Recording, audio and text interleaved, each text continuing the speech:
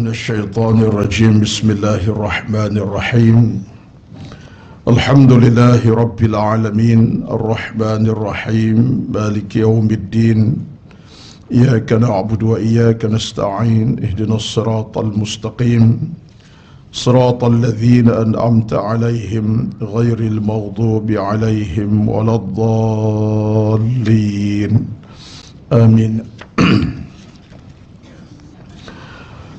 Assalamualaikum warahmatullahi wabarakatuh. Innal hamdalillah nahmaduhu wa nasta'inuhu wa nastahdihi wa nastaghfiruh wa na'udzu billahi min shururi anfusina wa min sayyiati a'malina. Man yahdihillahu fala mudilla lahu ومن يضلل فلا هادي له. أشهد أن لا إله إلا الله وحده لا شريك له وأشهد أن محمدا عبده ورسوله صلاة وسلاما على حبيبنا المصطفى وعلى آله ومن اهتدى. اللهم صل على محمد وعلى آله وصحبه وبارك وسلم. اللهم ربنا افتح بيننا وبين قومنا بالحق وأنت خير الفاتحين. اللهم رب اشرح لي صدري ويسر لي أمري واحلل عقدة من لساني يفقه قولي يا رب العالمين. أما بعد، أعوذ بالله من الشيطان الرجيم. بسم الله الرحمن الرحيم. وذكر فإن الذكرى تنفع المؤمنين. Dan berilah peringatan, sesungguhnya peringatan yang disampaikan memberi manfaat kepada orang-orang yang beriman. Surah Az-Zariyat ayat 55. Sadaqallahul Azim. Berbahagia Kak Salwa dan seluruh dan kuasa pengajian duha Muslimat Masjid Al-Falah UAC 9 Subang Jaya. Seterusnya yang dihormati seluruh kehadiran pada pagi ini, para muslimin dan muslimat yang saya jangka tinggal hanya 4-5 orang je pagi ni, ya, kerana ramai dah mula bercuti hujung tahun, tapi rupa-rupanya tidak bagaikan dijangka. Harapkan hujan pagi atau hujan langsung, ya, itu patah saya lah tu, tak betul tu. Tapi alhamdulillah, kerana musim ni musim orang dah mula cuti semester ni, ya, daripada duha. Ada yang telah bermula awal bulan 11 lagi, setengah masjid. Ada yang bermula seawal bulan 11 November, 1 November dah mula cuti. Rupa-rupa orang belas itu dia ramai melancong luar negara. Jadi kena masa banyak sekali lah, ya. Tuan-tuan ini mungkin dah melancong dan akan melancong ke dalam negara agaknya. Dia tak perlu masa yang panjang. Alhamdulillah. Dan saya kira apa yang penting dan kita perlu ingatkan diri kita masing-masing, mudah-mudahan di mana pun kita berada, ke mana kita pergi sekalipun, tidak lalai, tak lupa untuk terus jaga ibadat kepada Allah Azza wa Jalla. Bab semayang tu memanglah wajib, tetapi dalam masa yang sama juga tentang ilmu. Janganlah 2 minggu, sebulan tak belajar ni tutup buku, jangan, ya. Saya anjurkan banyak muslimat sebagi kalau cuti 2-3 minggu tu, bawalah nota-nota tu, nota yang dah tulis tu masuk dalam beg melancong tu sekali. Jadi ada masa buka semak apa yang ustaz-ustaz dah bincang dalam kelas tafsir ke apa saja. Jadi banyak manfaat. Jangan duduk letak di rumah, akhirnya buka suci dalam debu, tunggu masa pengajian balik baru buka balik. Itu tak kenalah. Selitkan dalam beg melancong kita tu buku-buku nota yang dah ada tu, kita boleh semak terujuk balik apa poin-poin yang telah dibawa, dibicarakan oleh para penceramah kita selama ini. Itu cara kita lah untuk menghayati kembali, kerana nota-nota tu bukan kecil maknanya. Tiap catatan itu ada manfaat di sebalik catatan yang puan-puan lakukan. Alhamdulillah. Jadi saya pada begini kira kelas terakhir lah ni, confirm lah ni, ya. Kalau saya tengok jadual saya pun tahun depan kebetulannya 1 Januari Rabu, confirm tak ada lah tu, ya. 1 Januari Rabu, first day Rabu cuti umum confirm. Jadi mana saya akan betul balik pada bulan 2 lah. Nampak gayanya. Jadi panjang tempoh berehat saya. Ya, tak apa, alhamdulillah. Dan pagi-pagi ni pun suara tak apa nak clear sikit, agak rock sikit suara saya pada pagi ni. Jadi saya nak kena jaga suara. Besok ada 2 recording menanti TV Al-Hijrah. Minggu ni minggu recording saja. Habis suara kena recording. Kebetulan kita TV Hijrah mengadakan satu program terkini. Namanya Al-Qari'ah. Al-Qari'ah. Mengambil ayat daripada surah Al-Qari'ah. Ataupun kata Al-Qari'ah. Siarkan pada 41 akan datang insyaAllah. Sebanyak 16 episod. Saya 4 episod, yang berbaki kawan-kawan lain lah. Besok ada rekaman terakhir. Jadi suara ni kena harga mahal ya untuk besok. Tapi hari ni tak apalah. Mudah-mudahan serak hilang insyaAllah. Tajuk Al-Qari'ah. Di mana topik kita bincang dalam rancangan itu tentang tanda-tanda besar kiamat. Isu Dajjal, Ya'juj Ma'juj, turun Nabi Isa, Ad-Dukhan, hancurnya Kaabah, peristiwa Imam Al-Mahdi, berlakunya matahari naik belah barat, semua sekali lah. Ini sama lebih kurang dengan halaqah 2016 yang kalau pembuat sebenarnya SMA lah, lebih kurang lah perinciannya, agak lebih kurang. Tapi ini adalah giliran TV Al-Hijrah. Sekian dimaklumkan promo awal 4 bulan 1 bermula. Jadi pada pagi kita nak tengok muka surat 91. 89? Itu cerita-cerita baca lah ya.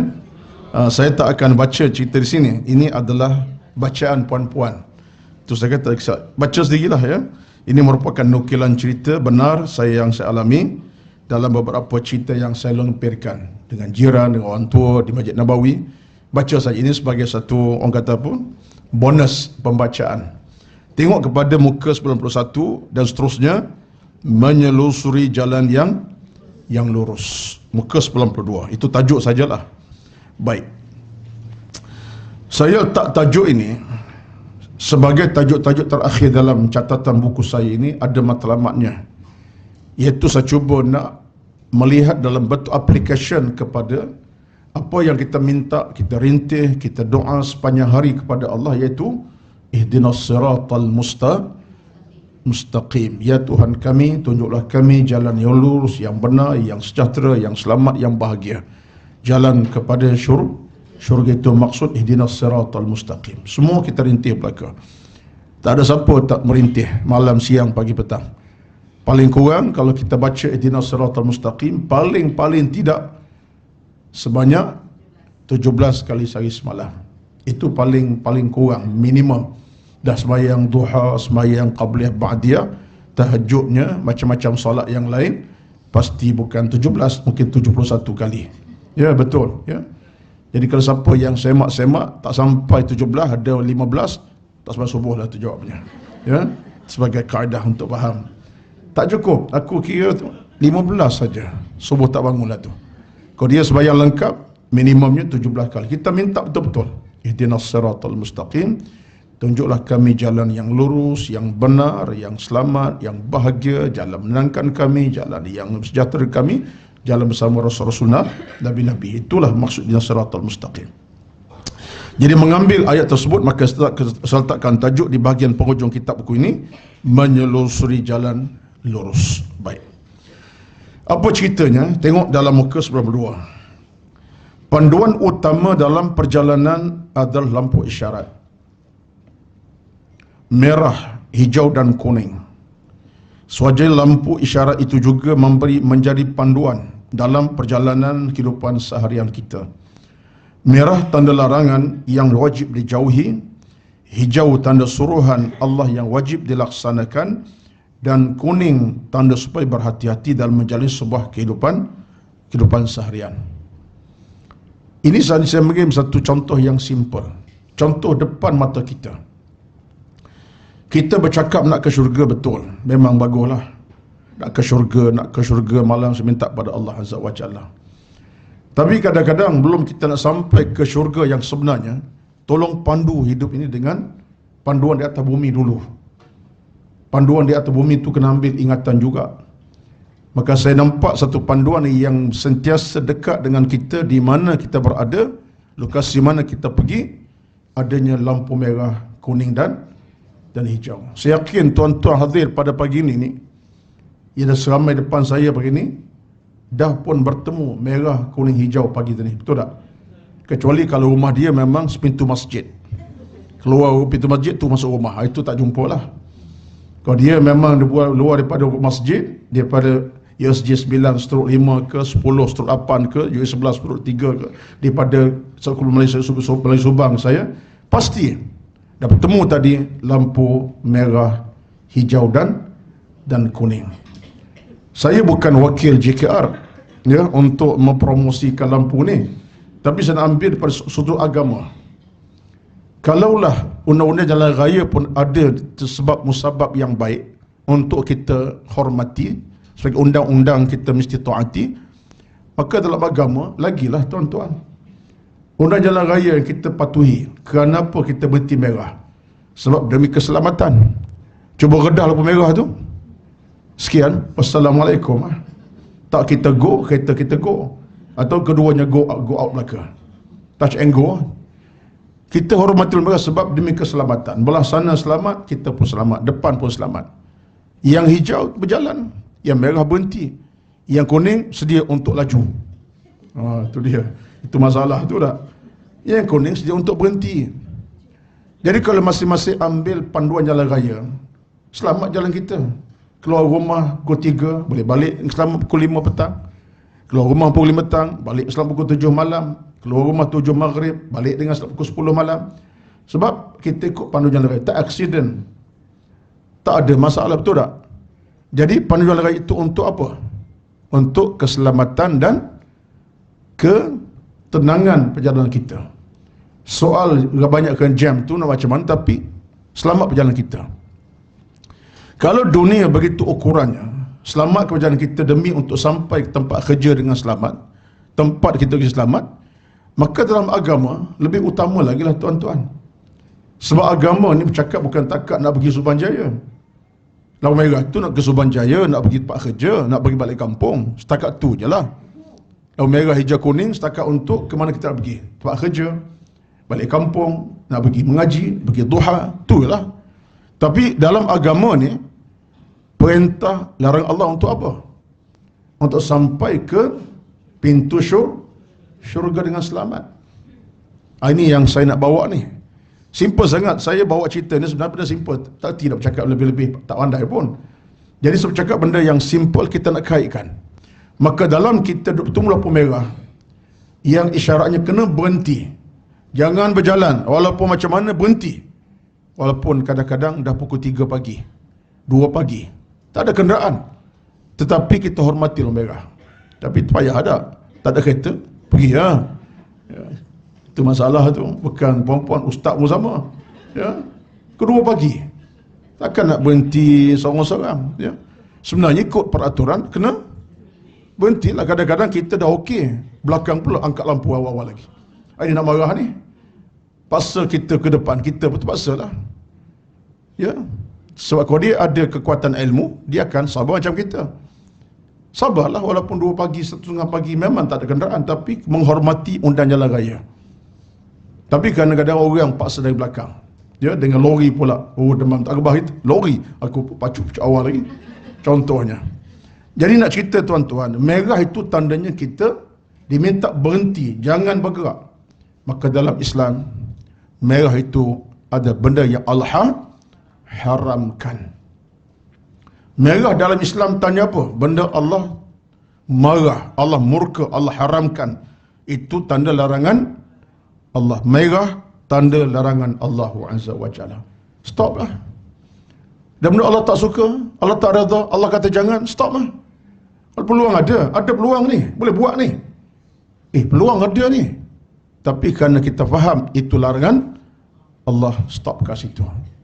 Peluang untuk terima rasuah, orang nak bagi, siapa pun tak tengok, kita dengan dia je, sembang kecil dengan dia je, di rumah tempat orang tak nampak, contohnya lah, terimalah. Tapi kalau kita ada kekuatan larangan Allah mati, kita akan kata aku tak akan buat, aku tak akan terima sebab ini larangan Allah Azza wa Jalla. Ini siapa ni bakal penceramah ni? InsyaAllah. Tuan, oh itu patutlah. Ini bakal mufti Selangor kat Sarawak insyaAllah. Mudah-mudahan bakal mufti Selangor insyaAllah, kita doakan. Tuan-tuan, puan-puan semua. Jadi larang Allah ini dengan tujuan apa? Untuk mencegah, menegah dibuat sesuatu yang tidak baik. Selamatlah kita. Jadi kita bawa konsep lampu merah di jalanan ke dalam hati kita. Aku hidup ada benda Allah larang. Allah tak suka, Allah tak rada. Allah tak terima benda aku buat ini, Allah larang. Tenangkan Allah Azza wa Jalla. Jadi saya nak kaitkan dengan merahnya lampu jalan raya itu bawa dalam hati. Bukan sekadar tengok merah, oi lambat merah ni. Lambat betul hijau ni. Cuba letak sikit dalam kepala minda kita. Larangan dunia demi keselamatan, tak berlaku aksiden, maka Allah larang aku benda tak baik, ada tujuannya demi untuk keselamatan aku sampai ke syurga selamat. Tengok kat situ. Boleh puan-puan? Tak perlu panjang-panjang. Sebenarnya cerita ni bukan perlu kepada sampai 2 jam setengah ni. Seminit boleh, tapi nak sebut supaya nampak begitu. Balik kita nanti daripada kuliah duha ni, bila sampai lampu merah nanti, termenunglah sekejap. Jangan pula hijau termenung lagi. Tapi ambillah ingatan. Merah ni tandanya kena berhenti, bersabar sekejap, tak boleh langgar lampu merah, dia denda. Dalam Islam pun ada benda Allah larang kau buat, ya Allah berikan kekuatan. Nabi minta macam tu. Kita letak dah semat dalam hati kita baik. Bila ada tanda hijau, mana kita kena bergerak berjalan. Bergerak. Maknanya dalam agama, hijau tanda suruhan Allah. Buat. Allah minta kita buat. Ya ayyuhallazina amanu fa'alul khaira. Wahai beriman, buatlah kebaikan kata Allah. Buat kebaikan la'allakum kamu akan beruntung berjaya. Maka dalam hidup kita ini, sesuatu Allah minta buatlah, jangan fikir, buatlah. Allah minta kita derma, beri. Tak boleh sikit, banyak pun tak apa. Allah minta mengaji, datanglah walaupun letih. Cari masa untuk cari ilmu. Kita buat. Sebab benda Allah minta, Allah suruh kita buat. Kita buat. Jangan kita, orang kata apa, perlewatkan, lengah-lengah, jangan. Biar kita ada kekuatan untuk segera. Sebab peluang buat kebaikan, dia tidak akan datang kali kedua saat ketikanya, melainkan pada masalah kita berpeluang. Betul. Itu kaedah para ulama. Sebab itulah kata ulama, menangguh-nangguhkan satu kebaikan, satu kesilapan besar dalam kehidupan beragama. Ta'jilul amali salihi zambun. Kata ulama, menangguh-nangguhkan kerja baik ada satu kesilapan. Menangguh kerja baik, mana kerja Allah redha, Allah suka, satu kesilapan. Kena fikir tu. Ini kata ulama. Saya ingat Nawawi, Imam Nawawi ke Imam Suyuti, tapi kata ulama, menangguh-nangguhkan kerja baik satu kesilapan. Sebab apa?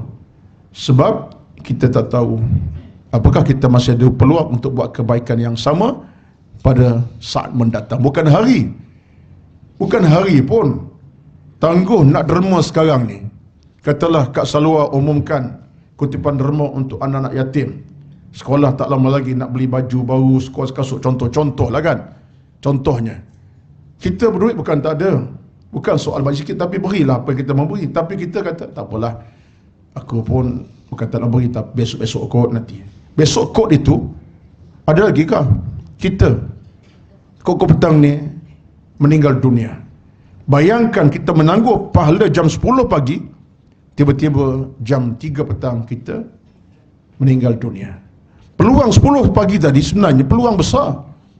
Sumbang RM1 je, bukan RM10, tapi kerana Allah, pahalanya yang cakap lah. Allah Maha Kaya. Jadi menangguh kerja baik ini satu kesilapan, kata ulama-ulama kita. Sebab itulah kita jangan ambil sikap menangguh bahkan membatalkan kebaikan. Jangan. Cuba kita letak dalam hati kita hal kebaikan bersegera. Sebab Nabi ajar kita macam tu. Badiru bil a'mali salihati, bersegeralah untuk buat amal soleh. Bersegera. Mana bersegera cepat-cepat untuk buat kerja-kerja baik. Ini satu di antara kekuatan sebenarnya. Kekuatan kita memang kita ada kekuatan untuk buat baik, itu satu nikmat rezeki yang paling besar sekali. Baru kita baca dalam sejarah, ya. Ialah sejarah ni sejarah yang kadang-kadang kita terlupa nak baca, tapi sejarah. Siapa yang pernah dengar tentang peristiwa, ya kita pun rasa pelik dan heran, tapi itulah akhlak para sahabat Nabi SAW. Kita baca cerita Hanzalah yang telah dimandikan jasad oleh malaikat, sampai Rabbani buat lagu kan lagu Hanzalah. Nak minta senyanyi kan? Boleh sekejap? Pecah lah bangunan ni, ya, kalah Rabbani nanti, ya. Lagu Hanzalah tu memang cerita betul tu. Riwayat hadis daripada Imam Bukhari Muslim menceritakan kesegeraan beliau untuk medan jihad. Malam tu dia malam pertama dengan isteri, dalam hadas, dalam junub. Kita boleh gambar lah, tapi ceritanya ialah kesegeraan dia sampai peringkat terlupa dia mandi junub, kerana segera nak pergi perang ni. Tiba-tiba syahid dia, malaikat yang mandi jenazahnya. Tuan-tuan, kita boleh bayangkan, kita kalau hari pertama kahwin cuti 3 minggu, kalau tu imam 3 minggu ambil cuti, dia kata Masjid Al-Falah, Masjid belah-belah Afrika Selatan, dekat dengan Mongolia ke, ya. Ialah kahwin, takkanlah nak cuti 2 hari 3 hari, paling tidak 3 minggu, ya. Hanzalah malam tu juga besok pergi jihad. Sebab apa? Sebab nilai kesegeraan untuk dapat pahala berjuang sehingga dia mati syahid. Itu cerita betul tu. Memang Rabbani berbuat lagu tu dengan air mata lah. Saya dengar, saya menangis lagu tu. Sebab nak cerita kehebatan jiwa manusia beriman ini, dia tak menangguh kerja baik. Sebab itulah kita kalau kita ada ruang buat kebaikan, bab sedekah, derma ke, mengaji ke, tiba-tiba tangguh, istighfar banyak-banyak. Istighfarlah. Ya Allah, kenapa aku jadi macam ni? Kenapa aku boleh tangguh kerja baik, ya Allah? Kenapa aku lewat kerja baik, ya Allah? Kenapa? Tanya di kita. Muhasabah. Tanya. Sebab itulah kita jangan rasa sesak nafas nak buat kebaikan ni, walaupun sekecil mana. Yang penting ialah kita bersegera. Ini sifat orang yang beriman kepada Allah Azza wa Jalla. Saya bukan untuk perempuan, untuk saya sendiri juga ni, ya. Saya sebut untuk sendiri, bukan perempuan, dalam banyak perkara. Sebab bila kita segera mendahulukan Allah dalam banyak perkara, Allah juga akan dahulukan kita. Sebab ada satu hadis Nabi sebut, man ahabba liqa Allahi ahabba Allahu liqa'ahu, wa man kariha liqa Allahi kariha Allahu liqa'ah. Siapa yang segera nak bertemu Tuhannya, Allah pun cepat bertemu kita. Siapa yang cepat bertemu Allah, Allah pun segera nak bertemu kita. Jangan bimbang. Tapi siapa yang bencikan Allah, Allah pun benci untuk temu dengan dia. Itu hadis. Man ahabba liqa Allahi ahabba Allahu liqa'ahu, wa man kariha liqa Allahi kariha Allahu liqa'ah. Siapa yang seronok nak bertemu Allah, makna segera buat kebaikan, Allah lagi seronok nak bertemu dengan hambanya. Tapi siapa yang melewat-lewatkan, bahkan benci, tak nak bertemu Allah, Allah lagi tak nak bertemu dengan dia. Jangan cakaplah siapa kita nak Allah hormati kita, rahmati kita. Kamu dengan aku pun tak ada masa untuk beribadat. Itu pulangan kepada kita baik. Jadi saya harap sangatlah benda macam ni menjadi keutamaan kita lah. Sebab peluang-peluang ni peluang yang keemasan. Ada peluang buat kebaikan. Apa sajalah puan-puan, letaklah apa saja. Tak kira lah. Bab ilmu ke, bab mengaji ke, bab sedekah derma, bab ibadat, taubat, istighfar, semua sekali. Benda yang baik, segerakan. Jangan lengah-lengahkan. Hatta derma-derma sekalipun. Dia kalau minta derma, tak boleh bagi banyak sikit. Dia bukan soal, saya sebut tiasa. Kadang-kadang kita ada orang lancarkan derma, kutipan derma anak yatim untuk back to school, contoh sekarang ni, ya, bunyi saja orang derma, kita ada duit RM1, lah. Jangan kita rasa keluh kesah kerana kawan sebelah bagi 100. Nilai untuk diri kita, sebab Allah melihat amal kita, bukan amal orang. Allah tengok amal kita, hati kita setakat mana, bersih ke tidak, niat kita. Kalau niat kita ikhlas, walau RM1, Allah tidak akan kecewakan kebaikan kita itu. Sebab Allah bukan tengok buat asal kuantiti, kualiti keikhlasan kita tu. Tapi kalau kita lebih-lebih lah, baik. Jadi ini di antara maksud hijau tanda suruhan Allah. Bila tengok lampu hijau nanti, balik nanti, ya, yang khayal saya berhenti pula, ya, terus berjalan dan ingat dalam dada, maknanya aku ni dalam agama ni ada benda Allah minta, Allah minta buat, aku kena buat sebagai tanda suruhan Allah Azza wa Jalla. Dan wajib dilaksanakan. Dan kuning menjadi titik supaya berhati-hati. Kan kuning itu kalau ikut kepada undang jalan raya, mana apa? Kita kena berjaga-jaga untuk kita mengambil sikap berhati-hati ketika kuning. Artinya kalau kita tak mampu melepasi, berhenti ya. Berhati-hati pada awal. Sebab kuning jangan langgar. Orang kita ni kalau kuning, tandanya untuk laju lagi. Itu silap. Ya. Kuning, hati-hati. Maka dalam Islam kita kena berhati-hati. Ala hadarin, kata bahasa Arab.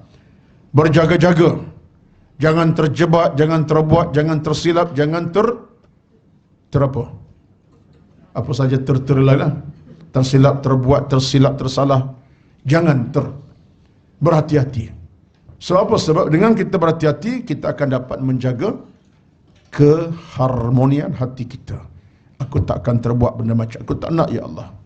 Benda ini tak elok bagi aku, tak elok bagi aku. Aku tak nak engkau murka. Kena ada sifat berhati-hati. Baik, selesai. Panjang pula, setengah jam bab lampu merah, hijau, kuning ni. Ya?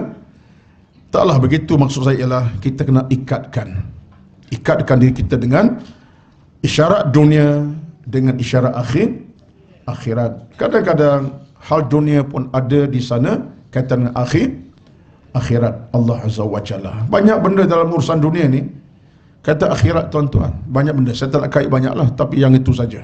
Ya, merah, hijau dan kuning, lampu isyarat ada kaitan dengan agama kita. Baik.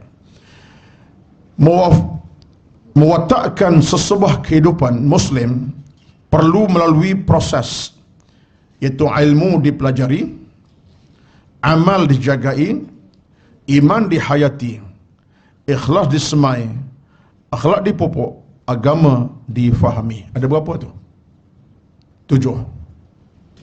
Keenam. Bilang balik. Mewatakkan sebuah kehidupan Muslim. Kita nak hidup sebagai seorang berjenama Muslim. Muslim dan Muslimah. Ini adalah kita punya kewarganegaraan kita. Senamakan nationality kita ialah Muslim. Mesti warga kita sebenarnya Muslim. Malaysia, Jepun, Korea, Saudi hanya sementara di atas bumi saja. Kerana tujuan-tujuan kenegaraan, negeri ke negeri, negara ke negara. Bila kita mati, warga negara kita beri, tuan-tuan, Muslim ataupun Muslimah, mukmin atau mukminah. Itulah warga negara kita. Setakat hidup ini, bila mati, setakat itulah Malaysia, Melayu ke seumpamanya. Betul. Bila kita dah meninggal dunia, kita akan bawa nilai keislaman, keimanan dalam perjalanan kita kemudian nanti. Jadi untuk mewatakkan sebuah kehidupan Muslim sekarang ni lagi perlu melalui proses. Yang pertama, ilmu dipelajari. Yang kedua, amal dijagai. Yang ketiga, iman dihayati. Yang keempat, ikhlas disemai. Yang kelima, akhlak dipupuk. Yang keenam, agama difahami. Ada 6 prasyarat utama penting yang perlu kita pasakkan dalam kehidupan kita untuk melayak kita jadi warga negara Muslim. Boleh ke ni? Ke pun tidur ni? Saja je. Ya. Saya ni suara ni makin serak ni. Kejap lagi ada ceramah pula ni, pukul 1 ni. Ya. Baik. Jadi ada 6 syarat ini. Nak jadi warga negara Muslim. Nak jadi warga negara tentu bukan mudah, bukan payah macam ni. Ini payah juga ni. Ingat mudah ke 6 perkara ni? Walah, mudah ustaz, beres. Tak. Nak jadi warga negara sebuah negara lagi senang. Nak jadi warga negara Malaysia, tuan-tuan, dia orang Afrika, mudah je. Malaysia, pertama, reti main bola. Contoh, dah. Berapa ramai pemain bola negara kita yang main kat Kelantan 3 tahun, JDT 2 tahun, akhirnya warga negara. Memang confirm bukan melukau Melayu, bukan Nigeria. Betul tak? Ni perempuan bukan di follow suka sangat, tak tahu ni. Ya. Betul tak? Berapa ramai pemain Malaysia dalam kemasan? Berapa? 3-4 orang kan? Betul je ya? Peminat ramai ni. Ya. Confirm bukan Melayu daripada Kelantan, Perak, Johor ni. Warga luar, tapi sekarang dah jadi warga negara Malaysia. Asal no Afrika. Nak jadi orang mudah je. Pertama, pandai main bola. Bijak main bola. Ya. Yang kedua, banyaklah mungkin syarat-syarat tu dalam sukan mudah sangat. Nak jurulatih banyak. Tapi nak jadi warga negara Muslim bukan semudah nak jadi warga negara dunia. Sebab itulah kita letak sini ada 6 prasyarat nak jadi seorang Muslim yang sebenarnya. Pertama, kita kena ilmu dipelajari. Ilmu kena cari. Lengkapkan hidup dengan ilmu yang berterusan, berpanjangan, malam, siang, pagi, petang, dini hari, senja. Ilmu diraih. Yang kedua, amal dijagai. Dan ilmu ada, amalan kita kena buat. Lengkapkan amal seharian kita dengan amal-amal yang soleh. Sikit banyak buat, jangan abaikan. Zikir, tasbih, tahmid, tilawah, seumpamanya, jaga. Kemudian ketiganya, kita iman kita hayati. Iman pasak masuk dalam dada. Tak bergoncang jiwa hati kerana iman kita lengkap dan kemas kuat. Datanglah badai, ribut, tsunami macam mana, tak gugur kita dalam kerja-kerja kebaikan kita. Yang keempat, keikhlasan kita. Semai dalam kita jaga ibadat, jaga iman, ikhlas kerana Allah kepada Allah Azza wa Jalla. Apa benda pun ikhlas, dan kita jaga akhlak kita. Pupuk akhlak yang baik. Akhlak dibangunkan dengan jiwa yang tenang, hidup yang penuh keselamatan, akhlak terpuji. Dan kelimanya, agama sebagai pasak dalam kehidupan. Islam itulah, jaga Islam itu betul. Sayang Islam. Ini 6 prasyarat untuk mewatak kita sebagai Muslim yang sejati. Kita ke arah tu sekarang ni puan-puan. Yang puan-puan duk mengaji, berduha, puan-puan duk bertasbih, bertahmid, cari ilmu malam siang ni. Ke arah ni lah ni. Ke arah untuk membina Muslim yang berautoriti. Muslim yang beridentiti Muslim. Ini dia. Inilah tugas kita. Saya sebut ini bukanlah satu benda yang retorik ni. Ini benda praktikal ni. Kerana kita cari ilmu malam siang, kita jadi seorang Muslim mukmin. Betul tak? Ke mana kita nak pergi puan-puan ni? Kita nak pergi situlah. Mukmin yang sejati, Muslim yang sejati, mukmin yang hakiki, Muslim hakiki. Level kita akhirnya Muslim. Siapa awak? Saya Muslim. Siapa awak? Saya Muslimah. Apa bukti? Bukti ada. Saya jaga iman, jaga amal, jaga ilmu, jaga ada akhlak yang baik, ada ikhlas yang disemai dalam hidup. Itu dia. Jadi pasakkanlah betul-betul. Ini merupakan pengharapan saya petik daripada beberapa kitab. Satu lagi kat sini, itu kita nak bawa dalam kehidupan beragama kita, insya-Allah. Jadi kalau ada soalan, tanya, apakah di antara prasyarat untuk menjadi Muslim yang sejati? Jawabnya 6. Kalau ada soalan lah, tapi bukan periksa ni. Periksa tak ada ni. Kalau ada periksa, ni soalan masuk ni. Kita bocor lah ni. Kalau ada soalan exam hujung tahun, ini antara soalan masuknya. Syarahkan, bincangkan apakah prasyarat jadi seorang Muslim yang sebenar-benarnya. Tapi tak ada exam, sekali dimaklumkan. Jadi kita hafal sajalah, ya. Baik. Tanpa kesemua itu, mana tadi 6 kan? Tidak akan terjana sebuah kehidupan Muslim yang hakiki, melainkan sebuah kehidupan palsu. Itu dia. Kalau hidup kita tanpa yang 6 tadi, hidup bukan tak hidup, tapi hidup sebagai manusia lah. Manusia yang reti dia makan, minum, seronok, pakai, bangun, tidur, berak, bangun, interaksi dengan orang, senyum, ketawa, sekadar itulah. Tapi watak Muslim tak cukup. Ini yang kita takut, tuan-tuan.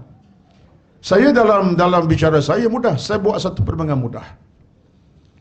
Kita manusia ini jangan samakan kita dengan macam binatang. Kalau kita sama binatang apa ya? Binatang makan, kita makan. Binatang seronok, kita seronok. Binatang seronok walaupun yang akal, tapi seronok, kita seronok juga. Berkeliaran, kita berkeliaran, dia berkeliaran juga. Keluar daripada kandang, berkeliaran, masuk kampung, keluar kampung, redah, apa ni, pagar orang ada. Kita pun sama, berkeliaran juga. Keluar rumah, shopping center, habis mana tak pergi. Tawaf, bukan tawaf Kaabah, tawaf shopping center. Entah sembahyang ku apa tak tahu, entah apa ibadat tak tahu. Seronok, makan santai. Orang azan tengah, orang azan dia makan, orang azan dia tak boleh, contohnya. Berkeliaran, balik tidur malam. Kemudian balik tengok televisyen. Tengah malam tidur, besok bangun bekerja. Kita sama binatang juga. Cuma kita manusia. Dia binatang tapi lebih kurang sama kehidupan. Betul tak? Tapi orang mukmin lain. Orang mukmin walaupun dia hidup dalam suasana bekerja macam mana, tengok dengan agama ada masa, ilmu ada masa, ibadat masa lain. Dia ada matlamat hidup. Aku bekerja malam tapi dengan Allah aku tak putus hubungan. Masa solat aku solat, masa mengaji aku mengaji, baca tasbih aku jaga ibadat. Itulah mukmin. Sebab itulah kita nak bina bukan saja mana manusia, kita nak bina seorang mukmin dan muslim. Ini yang saya katakan itu.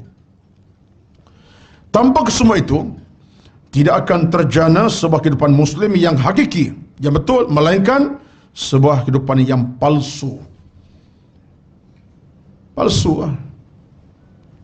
Kerja dia bangun makan tidur, bangun makan tidur rehat, kemudian berjalan santai. Palsu. Yang diwarnai oleh apa? Itu dia. Oleh nafsu serakah, jahil murakkab, maksiat melata dan buta hati. Ini kata-kata ini bukan saya kata, saya berkata ulama ni. Lahir manusia yang hidupnya keadaan macam itulah. Nafsu serakah, ikut kemahuan nafsu semata-mata.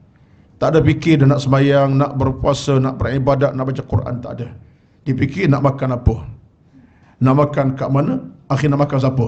Itu dia fikir. Dia fikir makan, tapi akhirnya nak makan siapa aku hari ni. Tuan-tuan, nafsu serakah dia menguasai dia. Dan jahil murakkab. Jahil murakkab mana apa? Jahil sungguh. Sampai tak ada hukum hakam agama dosa pahala tak ada dalam hidupnya. Tuan-tuan, puan-puan, saya baru-baru ini live rakaman, tak apalah. Tak cerita nama sesiapa. Pengalaman peribadi. Baru dalam sekitar bulan 8, bulan Ogos, mana 4 bulan baru lebih kurang. Saya ceramah satu masjid. Bukan di Kuala Lumpur, satu kawasan di luar daripada KL, ceramah perdana. Saya ceramah datang hamba Allah. Usia saya yakin usia macam lebih kurang saya 50 lebih umur. Bukan anak muda dan tidak orang tua sangat.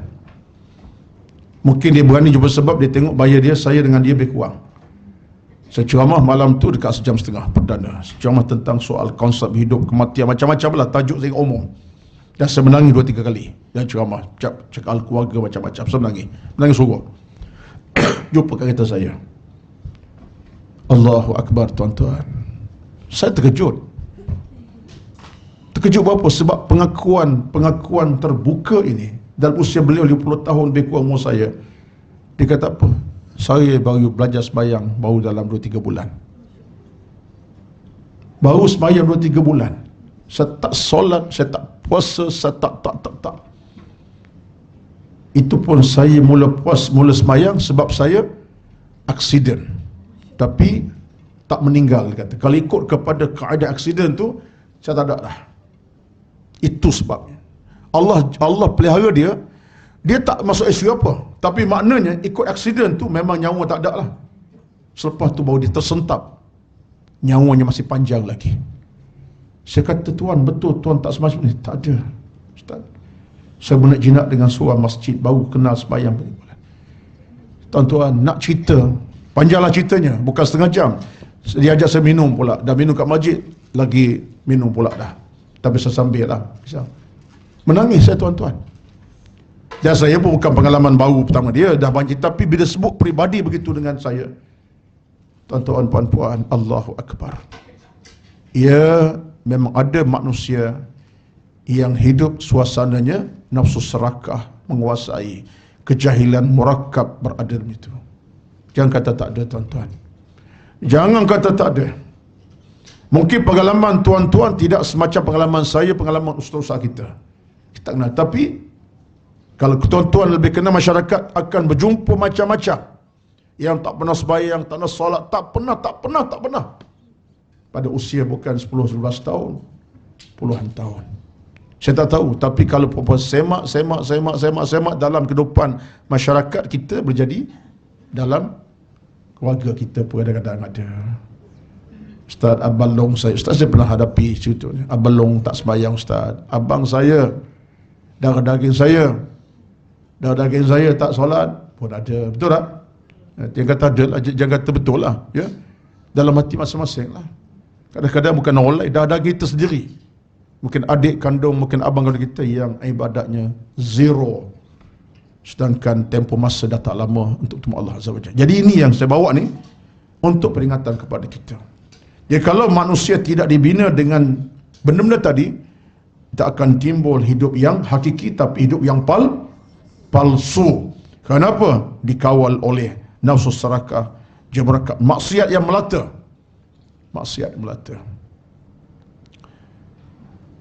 Tuan-tuan, puan-puan, kita kena takut benda-benda semacam ini. Kena takut.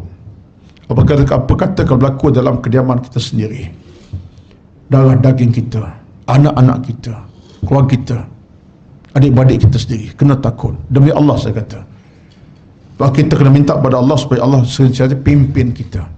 Ihdinas siratal mustaqim tadilah. Ya Tuhan kami, pandulah kami ke jalan yang lurus dan mutati. Kembalilah kepada Islam yang syumul atau Islam yang lengkap. Boleh tuan-tuan ya? Baik. Kita pergi lagi. Ini kaitan di belakang ni. Di antara muka page 223 ada kaitan belaka. Perjalanan dalam kehidupan diibarat ke sebuah kenderaan. Saya ambil kata-kata daripada beberapa pandangan tuan-tuan ni. Kita punya perjalanan hidup sekarang ni tuan-tuan, saya, tuan kita termasuk semua ini ibarat sebuah kenderaan kita ni. Sebuah kereta lah kita kata mudah-mudah. Macam itulah. Sebuah kenderaan mana tak berjalan malam, siang, pagi, petang, jauh dan dekat. Sebab tak ada orang beli kenderaan letak di rumah, tak keluar daripada rumah dah 3 tahun setengah. Pelik ya. Mesti hari ni beli, besok dah mula dah keluar ke pejabat, urusan anak, urusan kerja. Tak jauh, dekat, ataupun mungkin untuk tujuan jauh, travel dan seumpamanya. Mesti kenderaan mesti sifatnya bergerak ke hulu ke hilir. Rempuh kadang-kadang air hujan, rempuh banjir pun ada. Kadang-kadang dalam kepanasan, betul tak? Tak percaya kat saya nampak ni. Kita pun sama. Dalam hidup ni tuan-tuan, itulah kita. Ada urusan macam-macam dalam hidup.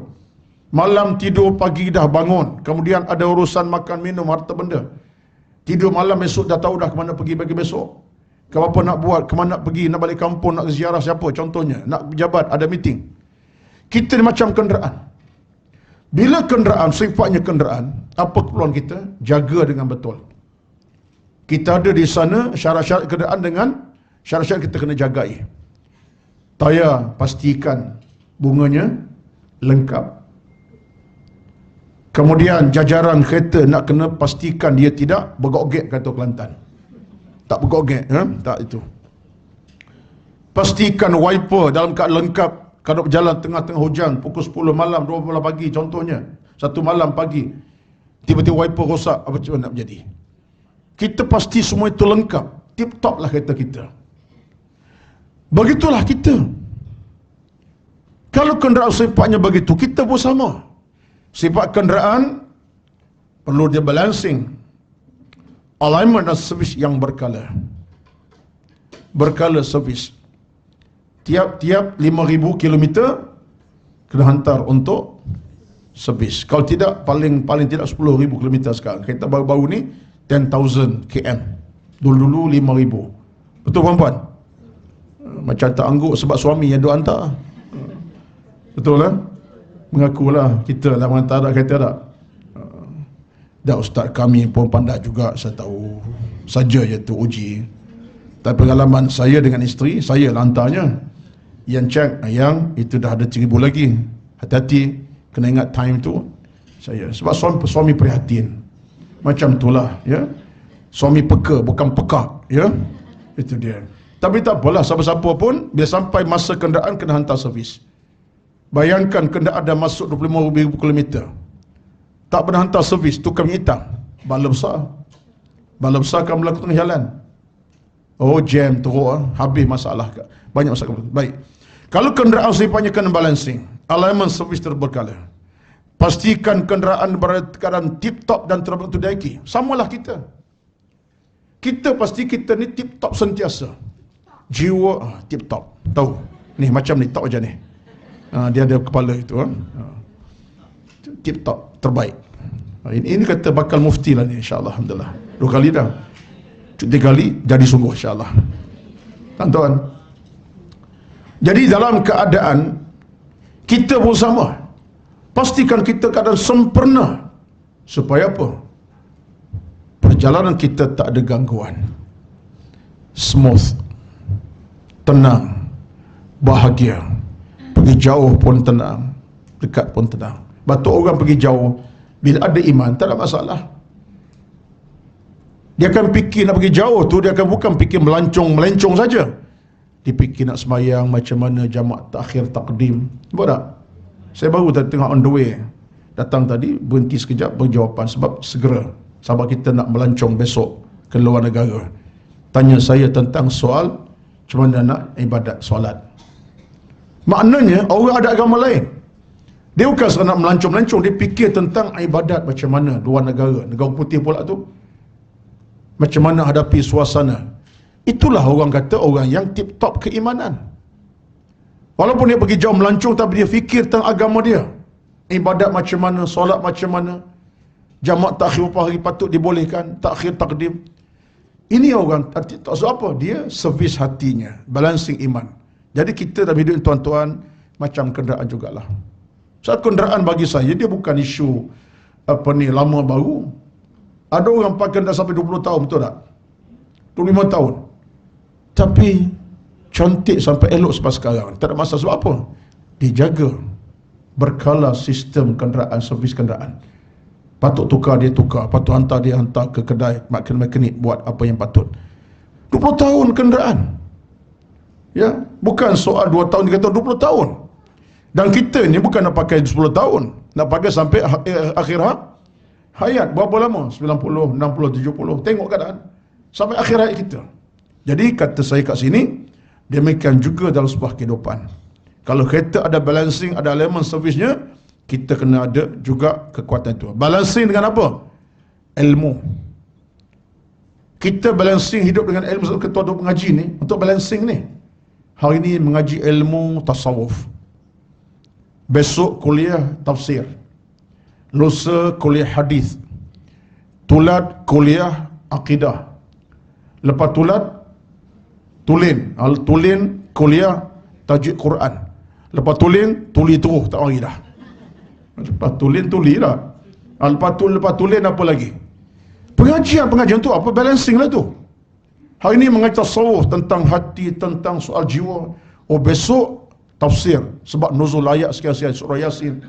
Lusa pula hadis Nabi tentang isu Nabi dengan isteri, anak-anak contohnya. Allahu Akbar. Balancing namanya. Kita akan ada imbangan dalam hukum hidup ini. Oh, bagian. Hal kematian, hal fadha'il amal kita dapat. Nampak tak? Balancing ilmu. Sebab tu orang tak ada ilmu, tak balancing hidupnya. Sebab bila tak ilmu, apa yang berlaku? Jahil atau jahat tu. Bila jahil, jahat lah. Jadi ilmu adalah cara balancing kehidupan kita. Bila kita dah balancing sebuah kenderaan, tayarnya tak akan bermasalah. Semua lepas kita berjalan pun, lepas steering pun tak ada masalah. Jangan lebih 2 saat. Sudahlah, lebih 2 saat cari pasal, ya. Kita boleh rasa kereta kita tak akan lari sebab tayar sudah balancing. Kita tak lari kan. Dah kita belajar ilmu hari-hari. Hari ni fiqah, besok tauhid, besok akidah, tulat. Kita tak mudah gelincir, tuan-tuan. Tak gelincir kita. Makna kita hidup suasana tenang, aman, sentosa, bahagia. Dalam bab ilmu kita ada. Kita akan tahu mana halal, mana dosa, pahala, mana baik dan buruk. Itu maksud balancing dengan alignment dengan iman. Alignment iman jajaran. Kita berjajar kereta kita sebab alignment yang penting. Balance tidak cukup. Balancing biasa kena buat dengan alignment sekali. So alignment dia akan cengok bawah-bawah, dia akan ketuk mana-mana yang tak mana patut. Dia akan apa panggil istilah macam-macam lah. Sebab tu maka dari ini kita akan alignment dengan iman. Mengaji ilmu cukup, tetapi iman tak ada, tak jadi. Sebab tu kita bila ilmu ada, iman kita perkemaskan. Keyakinan dalam agama. Hari ini belajar dalam bab akidah, tentang akhirat, tentang isu neraka syurga, pintu neraka 8, syurga sekian-sekian. Kita rasa apa tu? Iman kita makin kukuh lah. Oh, neraka ni dahsyat. Telan kita sampai tahap ayat Quran kata apa? Yauma tuqwa jibahuhum. Ada ayat sebut dahi kita akan distreka oleh api neraka dengan bahu, dengan dah baca ayat tu, Allah streka ni kita punya dahi. Allah streka badan kita dengan streka api neraka. Bukan streka nasional tu. Itu pun dah tak larat dah. Streka akhirat. Dengar ayat tu, iman kita makin membuat dah perasaan kita takut. Itu namanya alignment. Kemudian kita servis dengan amal soleh. Kita buat kebaikan, kebajikan, derma, sumbang, tabung berjalan, temenung mana tabung tak sampai, nak beri ni. Dah 2 kali sampai, minta datang kali ketiga. Kali kedua beri RM1, kali ketiga bagi 2, ketiga bagi RM3, bagi 4 dengan bebek sekali. Allah. Contohnya, ya, contoh. Bukan beg sekali, buang cincin satu bentuk tu masuk. Sebab kali keempat. Kali kelima, masuk dengan rantai sekali. Contohnya, payah berlaku. Tetapi orang yang ada amal soleh, dia servis hatinya. Dia tak ada kelekut, tak kelorek, tak bakhil. Tak kelorek tu, tak kelorek. Tak bakhil lah. Ya, orang Kelantan punya bahasa kelorek, kedekut. Sebab kita servis dengan amal soleh. Kita jadi tenang, lapang. Duit habis tak apa kerana Allah. Aku habis duit kerana Allah, bukan kerana yang lain.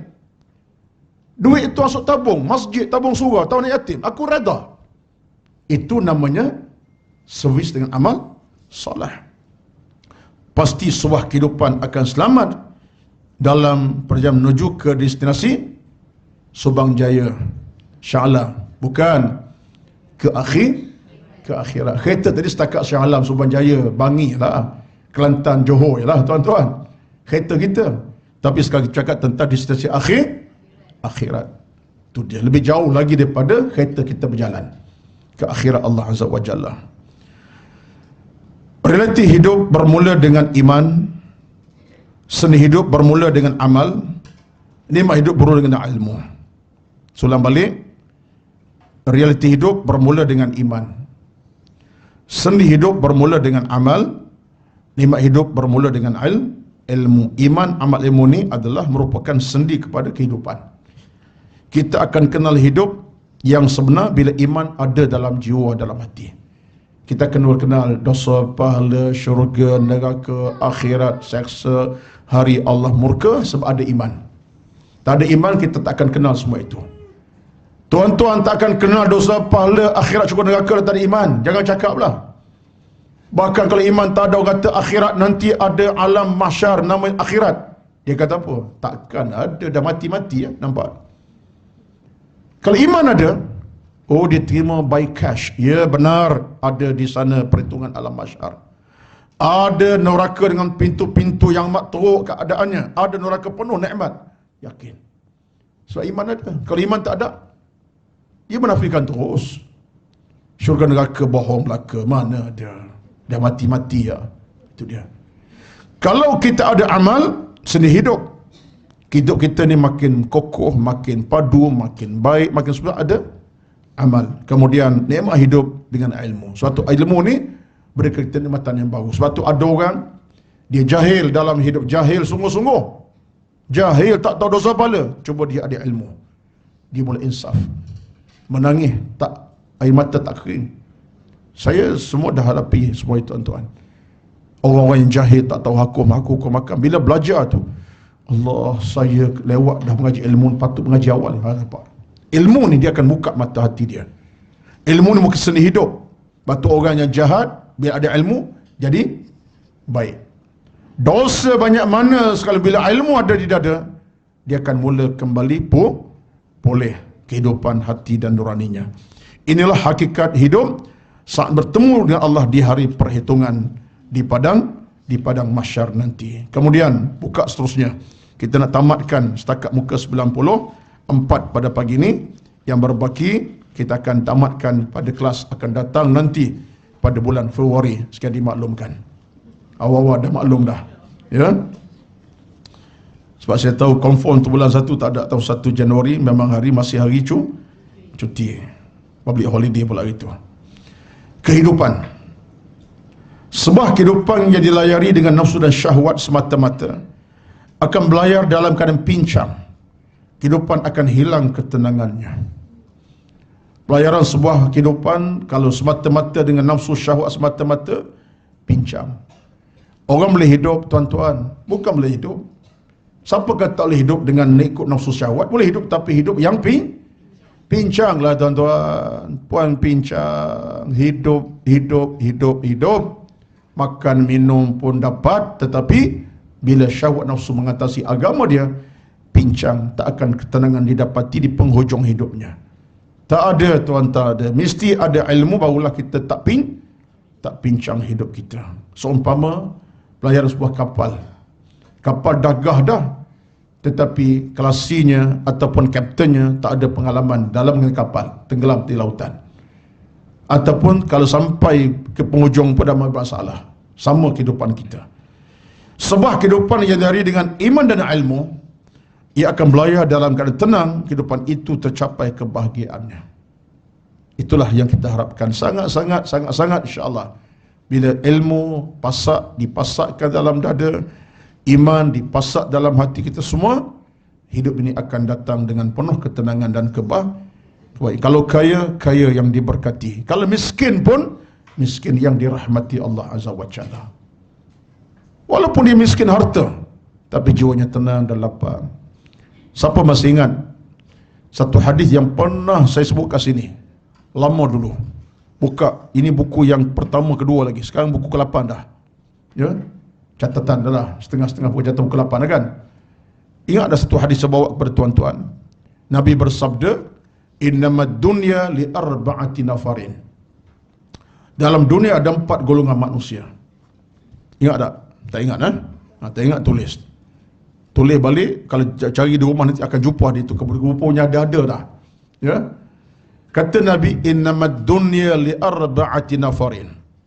Dalam dunia ada 4 golongan manusia. Dalam dunia Nabi sebut ada 4 golongan manusia. 4 golongan manusia. Kata Nabi ni, Nabi berdusta tidak? Tidak. Berbohong tidak? Tidak. Benar tidak? Ya. Nabi tak berdusta. Nabi bercakap dengan wahyu Allah. Dan benar kata Nabi, kalau kita renung-renung, betul.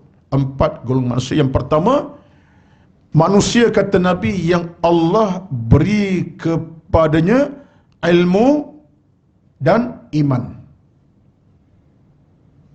Allah beri kepada ilmu dan iman bersama-sama. Ini golongan pertama. Ilmu cukup di dada, belajar, Masya Allah, Quran tak tinggal, cari ustaz, berguru. Dan pertama Allah beri kepadanya harta dan iman. Tolong betulkan balik ya. Pertama kalau Allah beri kepada hartanya dan iman. Harta dan iman. Dia manusia ada iman, belajar, mengaji, jaga ibadat, Masya Allah. Dan juga orang yang berharta, mewah, kaya raya dia. Apa tak ada, semua dimiliki. Mewah semewah. Tapi dia juga orang yang beriman. Lengkap package hidupnya. Berharta, kaya raya, plus iman di dada. Ini golongan pertama. Ini kita harap kita kot di situ kot. InsyaAllah. Golongan kedua, kata Nabi, golongan yang berilmu, beriman tadi, tetapi harta tidak seberapa. Iman ada di dadanya. Iman ada, amal dijagai, iman dijagai, amal dia buat dengan baik, dia mengaji, iman lengkap, tapi harta tak banyak. Mana kalangan orang miskin lah daripada harta bendanya. Tak mewah mana. Tak semewah orang pertama tadi. Nabi kata golongan kedua pun selamat. Golongan pertama lagilah selamat kerana iman ada, harta ada. Golongan kedua, iman ada, harta tak berapa banyak. Dua-dua Nabi kata selamat belaka. Sebab apa? Sebab yang pertama tak ada masalah lah kan. Harta banyak, iman ada, terjagalah dia. Yang kedua ini, harta tak ada pun iman ada. Iman akan pelihara dirinya daripada terjebak benda yang tak elok. Harta sekadar lah. Golongan ketiga Nabi kata apa? Golongan manusia yang ada harta, iman tak ada. Golongan ketiga kalau kita kata Nabi, golongan yang ada harta, banyak melempar ruah, tapi iman tak ada dalam hidupnya. Harta memanglah, dia bercakap saham naik, dia senyum saham tak turun-turun, dia tidur saham naik juga, kaya raya, dia sign siapa, cek apa saja naik, betul, kaya beliau melampau, dunia ni hak dia, apa dia tak ada, semua dia ada, tapi iman tak ada. Zero iman agamanya, ibadat tak jaga, akhlak tak baik, ilmu tak ada, tak ada kekuatan iman dalam diri. Tapi harta melimpah ruah, tenggelam dalam urusan harta, tapi ilmu tak ada. Kata Nabi, orang ni celaka, orang ni celaka. Harta ada, ilmu tak ada, iman tak ada, celaka. Nabi kata ditenggelam, kita kena pahala. Golongan keempat Nabi kata apa? Golongan manusia yang harta pun tak ada, iman pun tak ada. Golongan keempat, harta pun dia tak ada, miskin papa ke dana, iman pun papa kena zero. Dan harta tak ada, sembahyang pun tidak. Dan harta tak ada, mengaji Quran pun tak erti. Dan harta tak ada, ibadat pun tak ada. Ini orang yang teruk. Keempat, ketiga sama kata Nabi. Ini papa sungguh ni tuan-tuan. Harta dah tak ada, ibadat pun zero. Nabi kata 4 golongan di masyarakat. Pertama, 2 selamat, kita nak masuk golongan tu lah. Yang ketiga jangan. Sekadar harta miliki banyak tapi iman tak ada, bahaya. Yang keempat, dua-dua tak ada, lagi bahaya. Betul? Ini hadis Nabi ni daripada Imam Ahmad ibn Hanbal radhiyallahu anhu. Jadi apa yang saya sebut pada bagi tuan-tuan dirahmati sekalian merupakan di antara peringatan-peringatan yang boleh kita sebagai panduan dalam perjalanan kita. Mudah-mudahan Allah sentiasa berikan kita segala pintu kebaikan, segala pintu keamanan, segala pintu kemuliaan, dan kita sentiasa dalam jagaan Allahu Azza wa Jalla, insya-Allah. Hari ini berapa? 4 hari bulan Disember. Ya. Setakat itu. Setakat muka surat 94. Boleh? Boleh apa? Boleh berhenti. Saya pun nak berhenti dah. Ya. InsyaAllah, mudah-mudahan Allah sentiasa merahmati kita semua. Dan kita tutup dengan tasbih kafarah, dan saya doakan mudah-mudahan kita semua hadir pada pagi ini dalam keselamatan, keamanan yang berkekalan, yang bermusafir jauh dan dekat. Mudah-mudahan Allah pelihara perjalanan puan-puan semua pergi kembali dengan sejahtera selamat dan dapat berbahagia di keluarga masing-masing.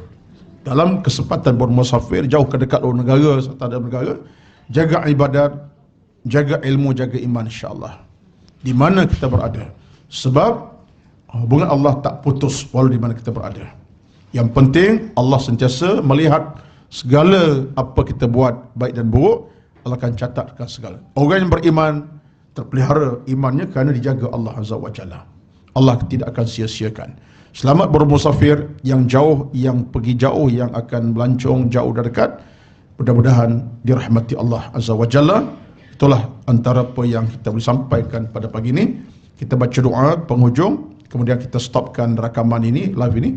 Kita ada doa lain untuk sahabat kita yang tak berapa sihat, insya-Allah. Kita tutup dengan doa biasa dulu. A'udzubillahi minasyaitonirrajim. Bismillahirrahmanirrahim. Alhamdulillahi rabbil alamin. Wassalatu wassalamu ala sayyidina Muhammad wa ala alihi wa ashabihi ajma'in. Allahumma inna nas'aluka as-salamata wal 'afwa wal 'afiyata برحمتك يا أكرم الأكرمين يا أرحم الراحمين. اللهم ربي أسر أمورنا ولا تعسر علينا. لا حول ولا قوة إلا بالله العلي العظيم. اللهم ربنا تقبل منا إنك أنت العليم الحكيم. Rabbana atina fid dunya hasanah wa fil akhirati hasanah wa qina adzabannar. Walhamdulillahi rabbil alamin. Taqabbalallahu minkum. Taqabbal ya karim.